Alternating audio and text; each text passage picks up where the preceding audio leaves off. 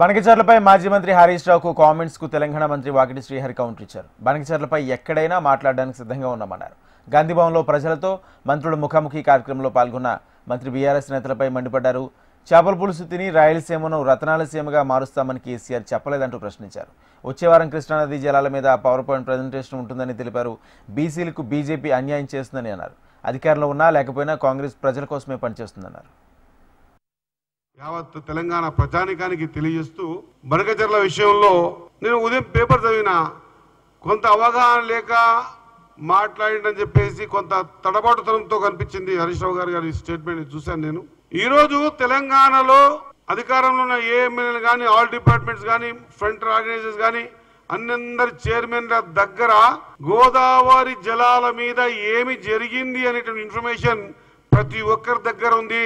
ఆ ఇన్ఫర్మేషన్ నేను కూడా ఉత్తమ్ కుమార్ రెడ్డి గారు ప్రజెంటేషన్ చేస్తూ ఉంటే విన్నా కాబట్టే గోదావరి జలాల మీద మాట్లాడే ధైర్యము, శక్తి, అవగాహన వచ్చింది. మరి ఆ రోజు బనకచెర్లకు రావాల్సినటువంటి నీటి కేటాయింపుల్లో బేసిన్లు లేవు, బేషా జాలాలు లేవు అని చెప్పిన మాట యావత్ తెలంగాణ రాష్ట్రం చూసింది.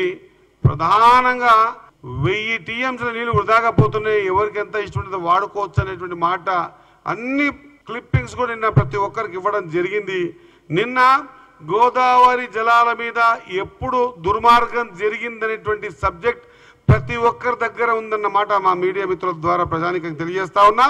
ఎప్పుడు అడిగినా కూడా దీనికి సంబంధించిన సబ్జెక్ట్ ఎక్కడ మాట్లాడమన్నా కూడా మాట్లాడే విధంగా స్పష్టంగా ఉత్తమ్ కుమార్ రెడ్డి గారి ప్రజెంటేషన్, దాని తర్వాత సీఎం గారు ఇచ్చినటువంటి సందేశం స్పష్టంగా ఉంది. దయచేసి చెప్తా ఉన్నా, ఆ రోజు రాయలసీమను రతనాలసీమ మారుస్తా అన్నటువంటి సందర్భం, ఆ రోజే ఆ గోదావరి జలాల మీదటువంటి ప్రాజెక్టులు పరిపూర్ణంగా కట్టి ఉంటే ఈ రోజు మనకి దుస్థితి వచ్చేది కాదన్నమాట మరొకసారి నా మీడియా మిత్రుల ద్వారా గుర్తు చేస్తూ